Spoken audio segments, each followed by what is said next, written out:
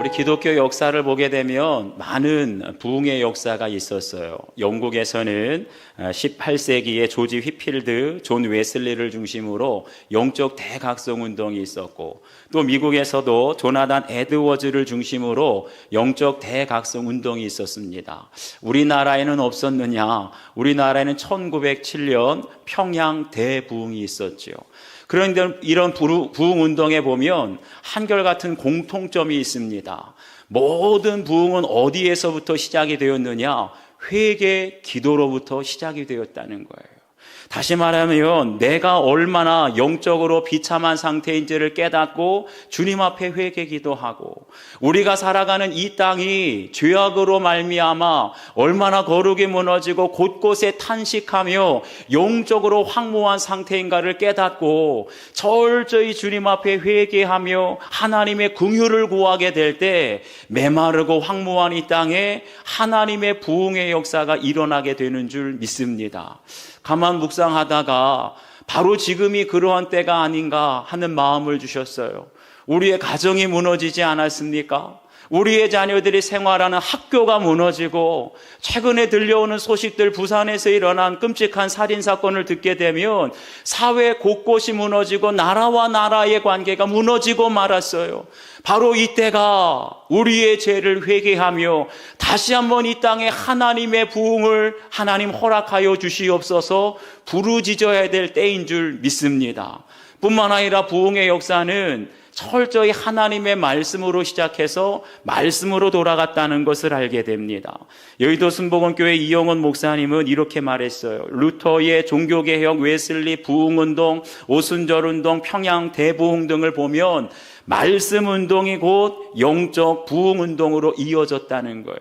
그러니까 교회에 예배드리는 성도들이 많아지는 것이 부흥이 아니고, 우리 한 사람 한 사람이 말씀으로 변화되는 것, 말씀으로 살아가게 되는 것, 그래서 사회에까지 영향력을 미치게 되는 것이 진정한 부흥인 줄 믿습니다. 그래서 오늘 저에게 주시는 말씀 통해서 하나님의 말씀이 점점 왕성하여 이 말씀 통해서 우리의 가정과 교회, 이 나라 가운데 부흥의 역사가 있게 되길 축복합니다. 첫 번째는 공동체 안에 있는 원망의 문제를 해결해야 합니다. 1절과 2절 말씀 함께 읽습니다. 시작. 그때 제자가 더 많아졌는데 헬라파 유대인들이 자기의 과부들이 매일의 구제에 빠짐으로 히브리파 사람을 원망하니 12사도가 모든 제자를 불러 이르되 우리가 하나님의 말씀을 제쳐놓고 접대를 일삼는 것이 마땅하지 아니하니. 여기 보니까 그때의 제자가 더 많아졌는데 라고 했어요. 그때가 언제입니까? 사도들이 대제사장들과 사두개인들에게 채찍을 맞으며 온갖 능력과 협박을 받았어요. 그러면서도 공회에서 나오면서 두려워하고 낙심했습니까? 아니요. 능력을 받음에도, 협박을 받음에도 불구하고 기뻐하며 예수는 그리스도라고 전도하기를 쉬지 않았다는 거예요. 바로 그때 무슨 일이 일어나요? 예수님을 믿는 제자들이 더 많아졌더라. 할렐루야. 여러분, 부흥은 언제 오게 됩니까? 우리가 능력과 핍박과 협박을 당해도 굴하지 않고 쉬지 않고 기쁨으로 예수는 그리스도라 전하게 될 때 부흥이 일어나게 되는 줄 믿습니다. 그런데 교회가 이렇게 급성장하니까 좋은 일만 있을 줄 알았는데 생각하지도 못했던 문제가 생겨요. 지금까지는 초대교회가 주로 외부의 핍박, 그것도 사내들인 공회원들의 핍박으로 힘들었는데 이제 그 문제를 잘 해결하고 나니까 내부의 갈등과 분열로 인해서 뜻하지 않은 위기를 직면하게 됩니다. 그 당시 초대교회는 히브리파 유대인들과 헬라파 유대인들, 헬라파는 해외파고 히브리파는 국내파예요. 이 사람들이 함께 예배를 드렸는데 같은 유대인이지만 성향이 정반대였어요. 히브리파 유대인들은 어떤 사람들이냐? 나라가 망하고 나라가 전쟁이 오고 나라에 기근이 와도 끝까지 이스라엘을 떠나지 않고 그 땅을 지킨 사람들. 그러다 보니까 그들은 그들의 고유의 언어인 히브리어, 정확하게는 아람어를 사용했고 율법에 대해서는 보수적인 성향을 가졌어요. 이에 반해서 헬라파 사람들, 해외파는 일찌감치 여러 가지 이유로 고국을 떠난 사람들이에요. 기근이 왔다고 떠나고, 전쟁이 일어났다고 떠나고, 나라가 멸망했다고 떠나고, 그래서 일찌감치 세계 각처에 정착했던 사람들입니다. 일찌감치 해외에 정착하다 보니까 그들의 모국어, 아람어는 싹 다 잊어버리고 국제 공용어인 헬라어를 더 잘하고 율법보다는 헬라 철학, 로마법에 더 능통하게 되니까 어때요? 율법, 그냥 전통적인 사람이 아니라 아주 합리적인 사고를 하고 자유를 강조하는 사람이에요. 한마디로 정반대 아닙니까? 그러다 보니까 이 두 사람들, 이 두 지파가 헬라파 유대인들과 히브리파 유대인들이 예배를 하다가 헬라파, 해외파 사람들이 국내파, 히브리파 사람들을 원망하는 일이 생긴 거예요. 그것이 무엇입니까? 초대교회는 초창기부터 가난한 사람들 돕기 위해서 매일 구제를 했는데 히브리파 과부들은 구제 물품을 또박또박 받는데 꼭 누가 못 받아요? 해외에서 온 헬라파 과부들만 나 못 받았어, 나도 못 받았는데 택도 못 받았어, 그런 사람들이 늘어나는 거예요. 아니 해외에 살다가 아무도 의지할 데가 없는 과부의 몸으로, 남편도 없어요, 과부의 몸으로 귀국했는데 사랑이 많다고 소문난 교회에 등록했더니 교회에서도 나를 외면하네, 교회에서도 나를 소외하네. 그러니까 뭐라 그러겠어요? 속으로 나를 무시한다고 상처받지 않겠습니까? 내가 외국에서 왔다고 무시하고, 내가 여자라고 무시하고, 내가 남편도 없는 과부라고 무시한다고 상처받지 않았겠습니까? 너무 상처받지 마세요. 저도 과부의 아들입니다. 아버지가 일찍 돌아가셨어요. 그러니까 지금까지 초대교회가 외부의 그 무서운 핍박과 협박에도 잘 극복했는데 이제는 공동체 안에서 원망이 일어나게 되니까 초대교회가 전혀 생각지 못했던 새로운 위기에 직면하게 된 것이에요. 여러분, 초대교회가 어떤 곳입니까? 초대교회를 표현하는 단적인 말씀이 있죠. 사도행전 2장 44절을 보면 믿는 사람이 다 함께 있어 모든 물건을 통용하고 또 재산과 소유를 팔아 각 사람의 필요를 따라 나눠주었다. 얼마나 은혜로운 공동체예요. 사랑으로 소문난 교회 아닙니까? 그렇게 유무상통하면서 네 물건 내 물건이 어디 있냐, 필요에 따라서 살자, 자기의 소유를 팔아서 사도들 발 앞에 내어놓을 정도로, 그래서 가난한 자가 없을 정도로 정말 훌륭한 영성으로 살아가는 초대교회였는데 이 작은 문제, 구제 문제 앞에서 원망과 갈등이 일어나니까 초대교회가 홍해처럼 쫙 갈라질 위기에 닥친 거예요. 여러분, 아무리 성령으로 시작을 하고 사랑으로 소문난 교회라 할지라도 이런 구제 문제, 돈 문제 때문에 시험에 들면 나눠질 수 있습니다. 그러면 부흥은 물 건너가게 되는 거죠. 그런데 이때 사도들이 어떻게 합니까? 말씀 보면 우리가 하나님의 말씀을 제쳐놓고 접대를 일삼는 것이 마땅하지 아니하니, 공동체 안에 원망이 일어났어요. 갈등이 일어났어요. 그러니까 사도들이 뭐라 그래요? 야, 이건 히브리파 니네 잘못이다. 아니다. 헬라파 당신들의 잘못이야. 아니야, 이건 남자들의 잘못해서 그렇다. 아니지, 이건 여자들의 잘못. 이렇게 남 탓하지 않았다는 거예요.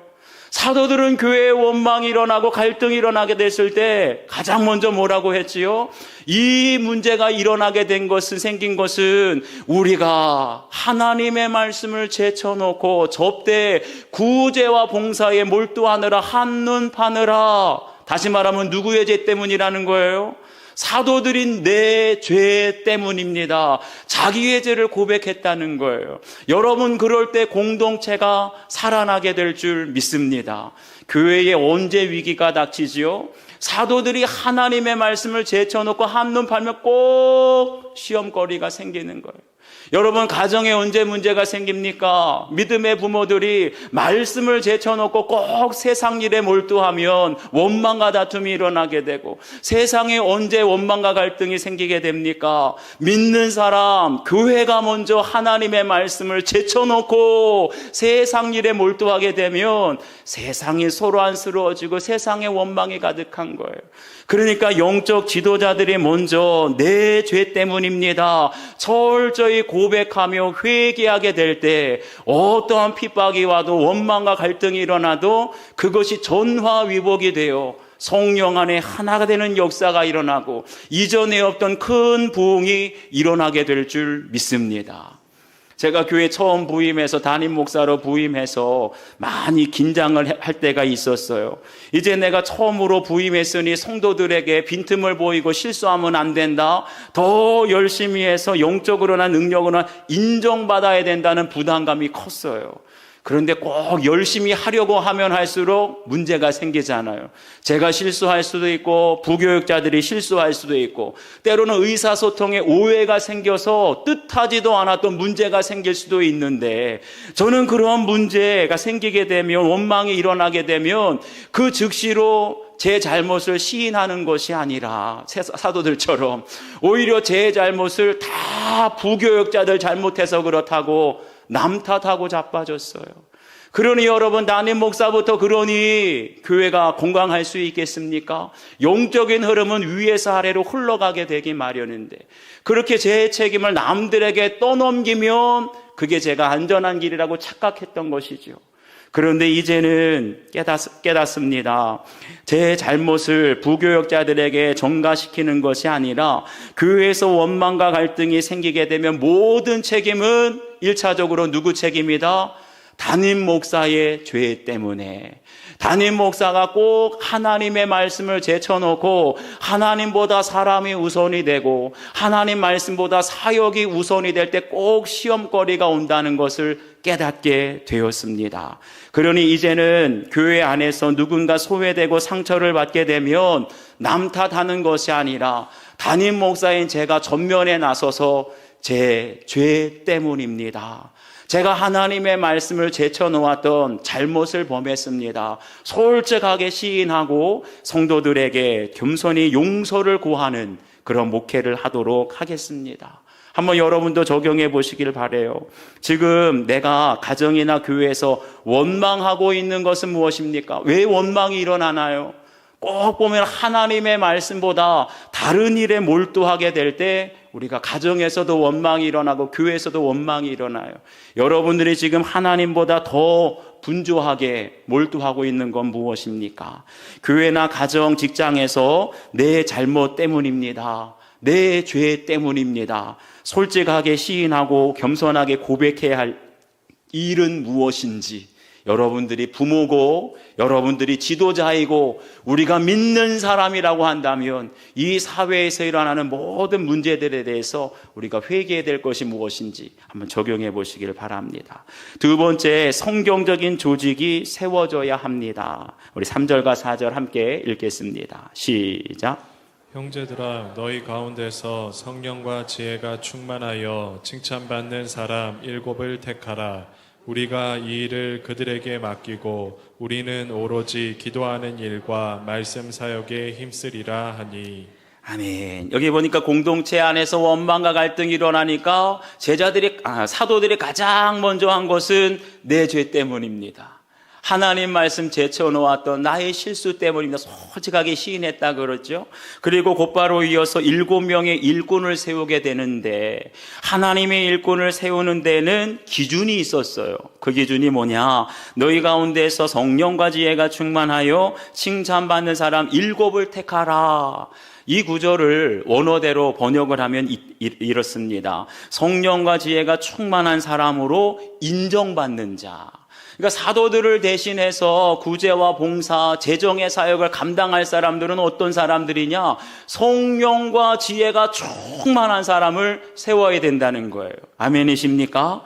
그런데 여러분, 성령 충만한 사람이 어떤 사람이죠? 어떤 사람들은 성령 충만하면 일단은 보여야 된다는 거예요. 신비한 것이 보이고 신비한 소리가 들리고 제대로 알아듣지도 못하는 걸 살랑살랑 하면서 그냥 방언하는 거. 그러면 일단 성령 충만한 거라고 생각하는데 여러분, 그렇지 않아요. 성령 충만한 것은 알아듣지도 못하는 방언이 아니라 사도행전 2장에 나오는 사도들처럼 성령을 받게 되면 무슨 방언을 한다고요? 성령의 방언을 한다 그랬어요.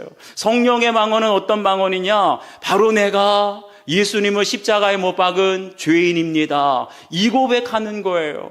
내가 예수님을 십자가에 못 박은 죄인, 바로 죽을 수밖에 없는 죄인 아니겠어요? 이것이 시인되는 사람만이 이 땅에 내가 용서 못할 사람은 아무도 없습니다. 나에게 아무리 큰 손해, 나에게 씻을 수 없는 상처를 끼친 사람도 내가 예수님을 십자가에 못 박은 죄인인데 내가 용서 못할 죄인은 아무도 없습니다. 이 고백을 하게 될 때 비로소 나는 죽고 예수로 살게 될 줄 믿습니다. 철저히 나의 혈기가 죽고 나의 욕심과 교만을 십자가에 못 박고 예수로 살게 될 때 누구도 할 수 없는 용서를 하게 되는 거예요. 아무리 예수님을 믿어도 용서하지 못하는 사람들이 있잖아요. 그런데 내가 죽고 예수로 살게 될 때 비로소 누구도 할 수 없는 용서의 말을 하게 되고 누구도 할 수 없는 죄 고백을 하게 돼요. 내가 죽고 예수로 살게 될 때 지금까지 우리 가정에 수치스러운 상처와 아픔, 죄악 절대로 오픈하지 못했는데 나는 죽고 예수로 살게 될 때 상처를 오픈하고 가정의 연약함을 오픈하고 내 정말 말할 수 없는 죄악을 오픈하게 될 때 가정이 치유되고 우리의 상한 마음이 치유되는 역사가 있게 될 줄 믿습니다. 바로 그러한 남들이 할 수 없는 사랑, 남들이 할 수 없는 용서, 섬김의 말을 하는 것이 성령 충만함이고 바로 그러한 사람이 성령 충만한 사람인 줄 믿습니다. 그러면 지혜가 충만한 사람은 어떤 사람이냐? 지혜가 충만하다는 것은 여러분 그냥 우리가 뭐 학벌이나 지식이 많은 것이 아니라 영적인 분별력이 있느냐, 그런 사람이 지혜로운 사람이에요. 그러니까 교회에서 뭐 일꾼을 선출한다고 했을 때 가방끈이 기냐 짧으냐 그런 거 보지 마시고 이분이 하나님의 말씀을 분별하고 영적인 분별력이 있느냐, 그거를 보셔야 할 줄 믿습니다. 분별력이 있다는 게 무엇이지요? 지금 내가 나서야 할 때인지 나서지 말아야 될 때인지 그거 분별하는 거예요. 지금 내가 이 말을 꼭 해야 되는지 절대로 이 말을 하면 안 되는지, 그게 바로 분별력입니다. 그런데 분별력이 없는 사람은 꼭 나서지 말아야 될 때 꼭 나서요. 하지 말아야 될 때 꼭 하지 말아야 될 말을 해요. 그러니까 지혜 없는 사람이 일꾼이 되면 교회가 소란스러워지고 분란이 생깁니다. 사랑하는 여러분, 교회 일꾼을 세울 때 이렇게 분별력 있는 사람, 나서야 될 때와 나서지 말아야 될 때, 이 말을 꼭 해야 될 때와 하지 말아야 될 때를 분별할 줄 아는 사람을 세우시길 바랍니다. 그렇게 지혜가 충만한 사람은 나를 생각하지 않아요. 공동체를 먼저 생각하기 때문에 그런 사람이 많아질수록 교회의 질서가 세워지고 갈등과 다툼이 그치고 화목한 공동체가 될 줄 믿습니다. 그런데 이렇게 성령과 지혜가 충만한 사람 7을 택하라고 하니까 누가 세워져요? 5절에 보면 스데반, 빌립, 브로고로, 니가노르, 디몬, 바메나, 니골라, 이름만 보면 이 사람들은 다 헬라파 유대인들이었어요. 그 당시에 초대교회는 해외에서 온 헬라파가 많았을까요? 국내파인 히브리파 사람들이 많았을까요? 당연히 히브리파 사람들이 많았지요. 그러면 그 많은 히브리파 유대인들 중에는 성령과 지혜가 충만한 사람이 한 사람도 없어서 헬라파가 다 세워졌겠습니까? 그럴 리가 없지요. 그렇다면 이 말씀이 과연 무엇을 의미할까요? 한마디로 교회 역사상 최초로 7명의 집사를 세우게 되는데 교회의 절대 다수를 차지하고 기득권을 차지하고 있었던 히브리파 유대인들이 자기들의 기득권을 내려놓은 거예요. 그리고 헬라파 유대인들에게 자신들의 표를 다 몰아주었기에 7명의 헬라파 집사가 세워진 줄 믿습니다. 여러분 생각해 보세요. 이유에 어떻든지 간에 헬라파 유대인들은 어떤 사람들이지요? 여러 가지 이유로 고국을 떠난 사람이에요. 전쟁이 일어났다고 떠나고 기근이 생겼다고 떠나고 나라가 망했다고 떠나고 그런 사람들 아닙니까? 이런 관점에서 본다면 아무리 기근이 오고 전쟁이 오고 나라가 망해도 정말 끝까지 나라를 지킨 것은 히브리파 사람들인데, 그런데 헬라파 사람들이 외국에 왔을 때 아무런 거리낌이 없이 받아준다는 거 쉬운 일 아니죠. 거기에다가 내 기득권, 우리가 다수를 차지하고 있는데 내 기득권을 세우고 평신도 지도자들로 정말 헬라파, 외국에서 온 사람들, 그 사람들을 세운다는 건 상식으로는 있을 수 없는 일입니다. 언제 가능하게 되지요? 나는 죽고 예수로 사는 성령이 충만하게 될 때, 내 개인을 생각하지 않고 공동체를 먼저 생각하는 지혜가 충만하게 될 때, 이렇게 기득권을 내려놓고 헬라파를 세우게 될 줄 믿습니다. 그러니까 성령과 지혜가 충만한 사람은 누구예요? 사실은 여러분, 헬라파 7집사보다 그들을 세운, 기득권을 내려놓고 그들을 세운 다수의 히브리파 유대인들이 성령과 지혜가 충만한 사람인 줄 믿습니다. 이렇게 성령과 지혜가 충만한 다수의 히브리파 사람들이 기득권을 내려놓고 또 성령과 지혜가 충만한 7명의 헬라파 집사들이 세워지게 될 때, 그 공동체는 이전에 없던 놀라운 부흥의 역사가 일어나게 될 줄 믿습니다. 그게 무엇일까요? 사도행전을 보면 이후로 헬라파 유대인들이 얼마나 놀라운 사역을 하게 되는지 보여주고 있어요. 7장을 보면 초대교회 최초의 순교자였던 스데반 집사, 사도행전 8장에 보면 초대교회 최고의 설교자였던 빌립 집사, 설교만 하면 귀신이 떠나가고 설교만 하면 병자들이 다 낫게 돼요. 그리고 마지막으로 9장에 보면 초대교회 최고의 이방인 선교사, 바로 사도 바울입니다. 스데반, 빌립, 바울, 다 헬라파 유대인이었죠. 만약에 히브리파 유대인들이 끝까지 자기들의 기득권을 내려놓지 않고, 야, 이번에도 우리 집사들 히브리파 뽑아라, 절대로 헬라파 뽑으면 안 된다, 그랬다고 한다면 스데반도 없고 빌립도 없고 바울도 없었을 거예요. 사도행전의 역사는 일어나지 않았을 것입니다. 하지만 초대교회 히브리파 유대인들이 다수를 차지하고 있었지만, 기득권을 다 소유하고 있었지만, 자기들의 기득권을 내려놓고 겸손히 성령과 지혜가 충만하여 공동체를 위하여 헬라파 지도자들을 세우게 되었을 때 사도행전의 역사가 일어나게 되고, 이전에 없었던 큰 부흥의 역사가 일어나게 된 줄 믿습니다. 여러분, 이 세상에 어떤 교회, 어떤 가정이 문제없는 가정이 있겠어요? 모든 교회와 가정에 다 불완전하고 문제가 있어요. 하물며 초대교회에도 히브리파, 헬라파가 갈등을 하고 원망을 했는데 우리 교회에 있을까요? 없을까요? 말해야 뭐 하겠어요? 당연히 있죠. 하지만 원망과 갈등이 중요한 것이 아니라, 원망과 갈등이 일어날 때 영적 지도자들이 먼저 앞장서서 내 죄 때문입니다, 자기의 죄를 시인하고 곧바로 이어서 다수를 차지하고 있던 히브리파 유대인들이 소수에 불과했던 헬라파 유대인들을 위해서 자기들의 기득권을 내려놓고 그들을 집사로 세우고 성경적인 조직이 세워지게 될 때 비로소 교회 안에 놀라운 부흥의 불길, 부흥의 역사가 일어나게 되는 줄 믿습니다. 여러분, 우리 교회에 다수를 차지하고 기득권을 차지하는 히브리파가 누굴까요? 바로 이 자리에 예배하는 저희들 기성세대가 히브리파예요. 그러면 소수 기득권이 없는 헬라파는 누굴까요? 바로 우리 젊은 세대, 다음 세대인 줄 믿습니다. 우리가 수도 적고 힘도 없는 다음 세대를 위해서 우리 기성세대, 저희들이, 히브리파 같은 저희들이 기득권을 내려놓고 그들의 앞길을 열어주게 될 때 우리보다 우리 다음 세대에 더 큰 부흥의 역사가 일어나게 될 줄 믿습니다. 그래서 정말 우리 기성세대가 먼저 기득권을 내려놓을 때 우리 다음 세대에 정말 스데바 같은 사람들이, 빌립과 같은 사람들이, 바울과 디모데와 같은 다음 세대가 일어나게 될 줄 믿습니다.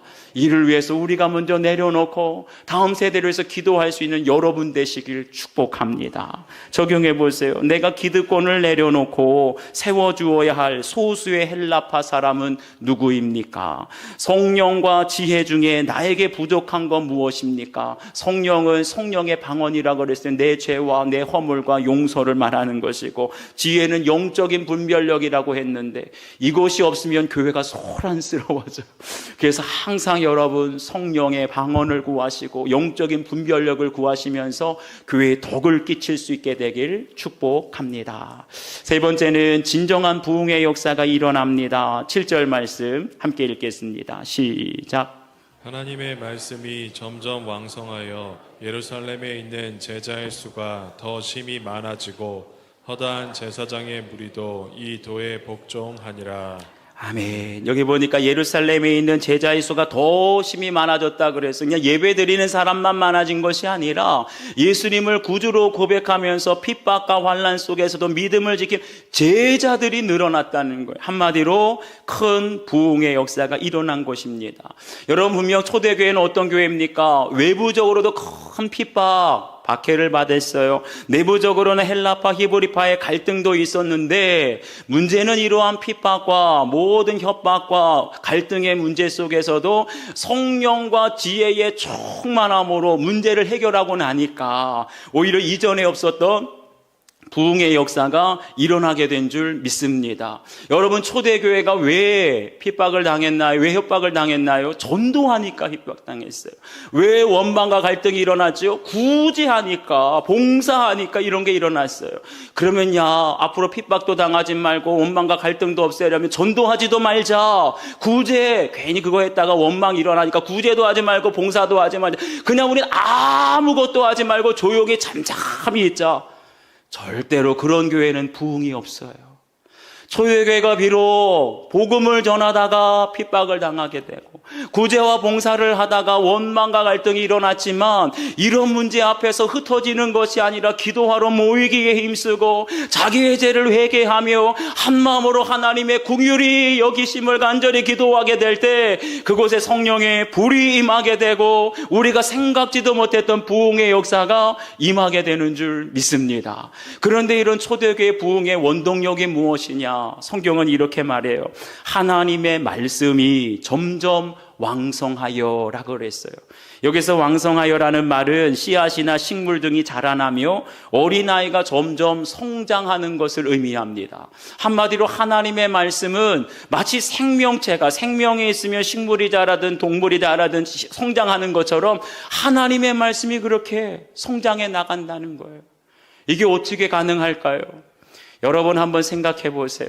고난을 당하기 전과 고난을 겪은 이후에 말씀을 듣고 말씀을 보는 눈이 똑같습니까? 달라집니까? 달라져요. 고난을 당하기 전에는 아무리 설교를 들어도 저건 나랑 상관이 없는 말씀이에요. 집중이 안 돼요. 아무리 허벅지 꼬집어도 왜 그렇게 졸음이 쏟아지는지. 여러분, 설교하다가 졸음 쏟아지는 사람은 아직 고난이 없는 사람이에요. 문제가 없고 태평한 사람. 그런데 자녀의 고난이 갑자기 닥치고 물질의 고난, 부부관계의 고난, 그리고 특별히 육신의 질병의 고난이 닥치게 되면 똑같은 설교인데 다 나에게 하시는 말씀으로 들리는 거예요. 하나부터 열까지 어쩌면 저렇게 나에게 주시는 말씀일까? 고난을 당하게 되면은요, 예전에는 아무리 내가 수십 번도 더 읽었던 말씀인데, 수십 번도 더 들었던 설교인데, 나 저 설교 너무나 잘 알고 있는데 깨닫지를 못했었는데, 고난을 겪게 되면 새로운 의미가 깨달아지는 거예요. 왜 그럴까요? 고난을 통해서 하나님의 말씀이 내 인생에서 더 깊어지고 더 넓어지고 더 높아지게 성장하였기 때문에. 아멘이십니까?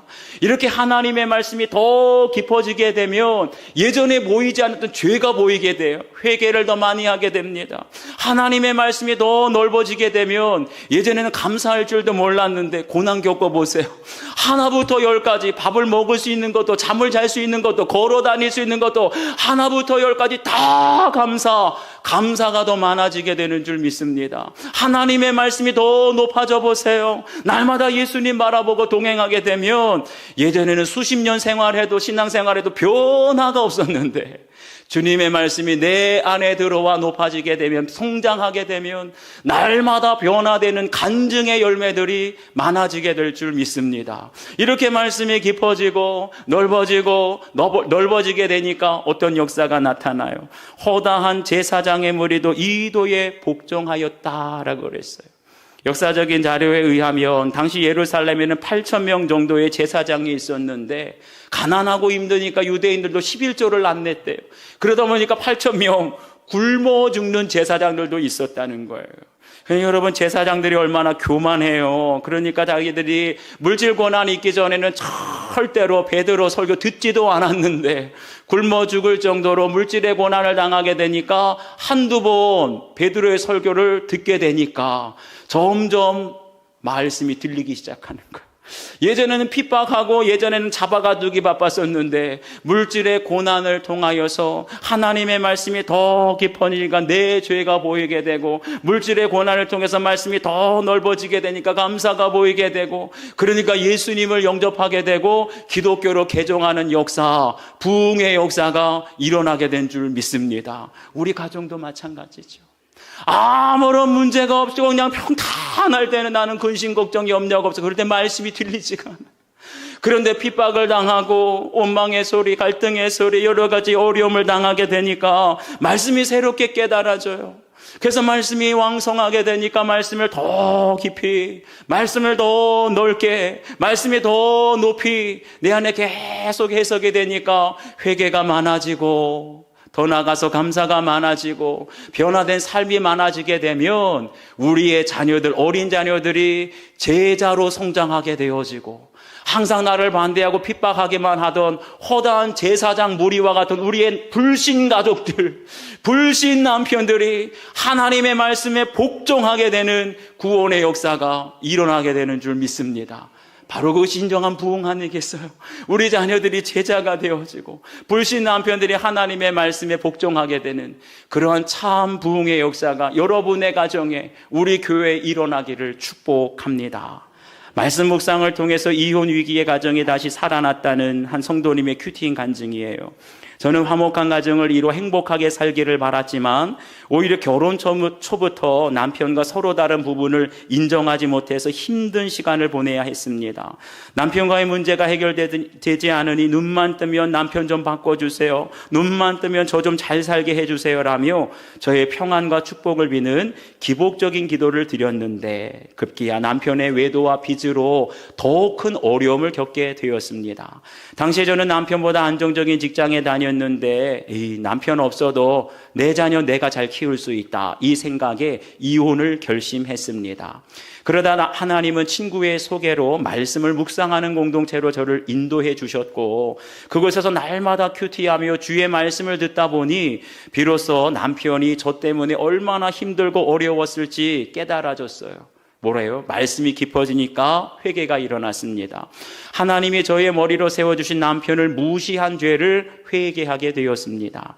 이후 남편과 함께 공동체에 속해 말씀에 더욱 집중하니 하나님은 빚을 갚아나가도록 저희 부부에게 새로운 직장도 허락해 주셨습니다. 이전에 없던 감사가 넘쳐난 거예요. 말씀에 더 집중하니까. 이와 같이 주의 말씀이 힘이 있어 왕성하니 결혼 생활 내내 갈등이 있던 저희 부부가 지금은 말씀으로 대화를 나누고 서로에 대해 객관적으로 이야기를 해도 마음이 상하지 않게 되었습니다. 뭐지요? 변화가 일어나. 말씀이 더욱더 왕성하고 깊어지고 넓어지고 높아지게 되니까 변화된 삶이 일어난 거예요. 말씀의 능력으로 남편과 관계가 회복되는 기적을 허락하신 하나님 감사합니다. 여러분, 이게 부흥이 아니겠어요? 사람이 죽었다 살아나는 것만 부흥이 아니라, 병이 고쳐지는 것만 부흥이 아니라, 도저히 회복될 것 같지 않았던 부부의 관계, 갈등의 위기가 말씀으로 해결이 되는, 거기에 부흥의 역사가 있는 줄 믿습니다. 여러분도 한번 적용해 보세요. 최근에 들은 설교 말씀 중에 새로운 의미를 깨닫게 된 것은 무엇입니까? 죄인 줄 몰랐는데 죄를 깨달았습니까? 감사인 줄 몰랐는데 감사인 줄 깨달았습니까? 더 많은 회개와 더 많은 감사와 더 많은 삶의 간증으로 우리 가정에 구원받아야 할 제사장 같은 가족, 항상 나를 반대하고 핍박하기만 하는 제사장 같은 가족은 누구인지, 나예요. 문제는 나예요. 내가 먼저 회개하고 내가 먼저 감사하고 내가 먼저 더 변화되면 그 제사장들도 복종하며 돌아오게 될 줄 믿습니다. 우리 오늘 주신 말씀을 기억하고